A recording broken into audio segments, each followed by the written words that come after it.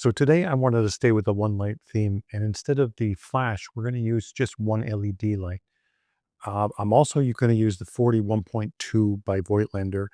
This is a favorite of many ZF photographers for a really good reason, and you'll see it in the images. This is an absolute amazing lens and perfect on this camera. I don't think there's a more perfect lens for the Nikon ZF than the Voigtlander 1.2. You'll understand when you see the images. But again, we're just using a simple one light setup. It's an umbrella, and I'm using the ZHIYUN. I have to actually check the name on this because I have it in the studio going all the time. And I only did one video on this when I first got it. And I used it a couple times prior to the video, but I'm really surprised on how often I use their lights because they really are much smaller than the alternatives, and the light quality is fantastic. But I will definitely give you a close-up of this and what it is and how it works, but a really nice lighting setup. I just wanted to let you know that. Anyway, thanks for watching. If you have any questions, leave them below. Let's get to the shoot. Now, I don't want to make this video about equipment, but I do want to tell you what I'm using. So this is the ZHIYUN G300.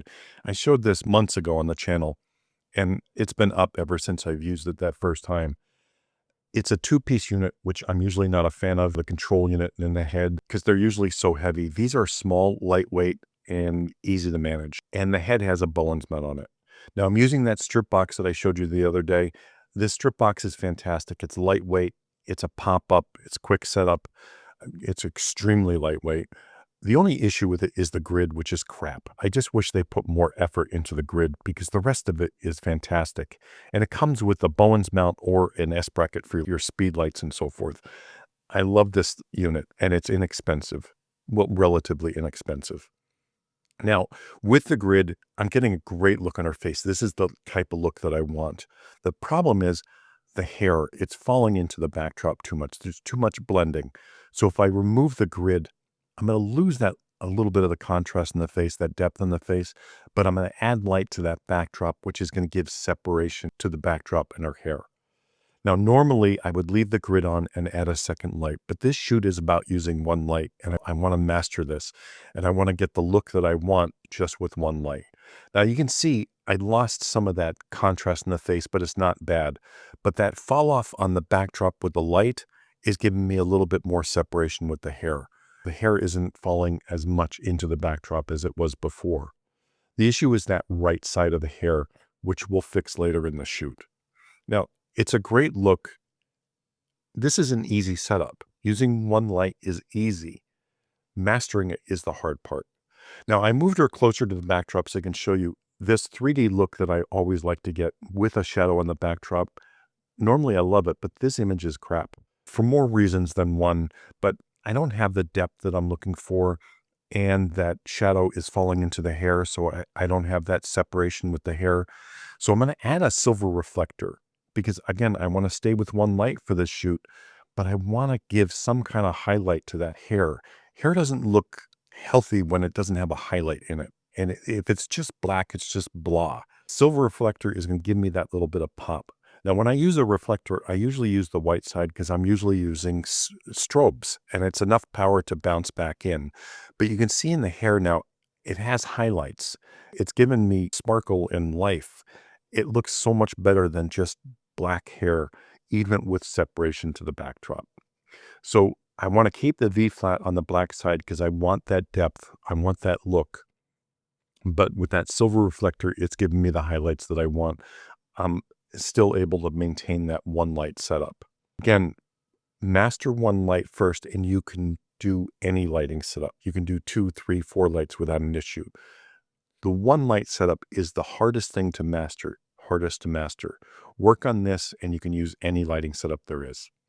Now, I'm going to turn this horizontal. Normally, this is a no-no if I'm doing a clothing shoot because I want the clothing lit properly. But for me, this is just for her. I want to highlight her face. That's the key here. The clothing is not star of the show in these images. She is.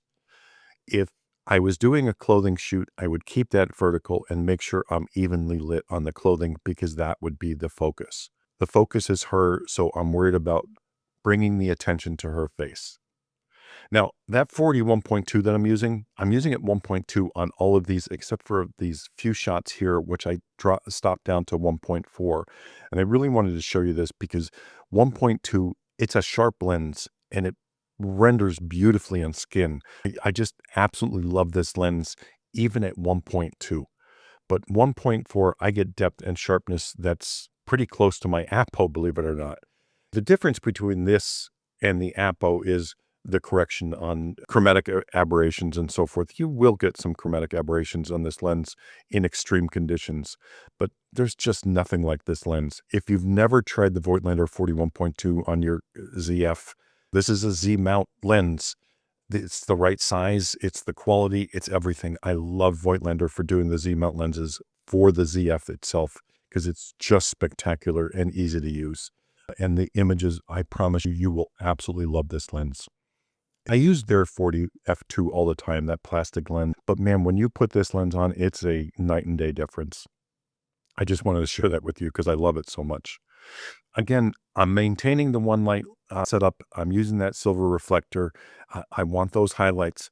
The issue with using this kind of setup is she doesn't have movement capabilities because she's very limited to the space that she can move around in without losing light, losing the correct light.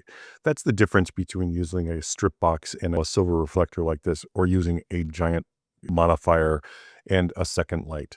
They have room to move when you're using that type setup.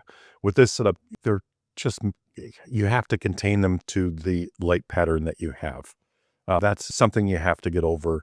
You don't tell your subject, you have to stay in this zone here. Otherwise, we're going to lose the light. Anyway, I hope this helps with any questions you have using one light. If you have any questions, I'd be glad to answer them. Ask them below. Thanks for watching as always.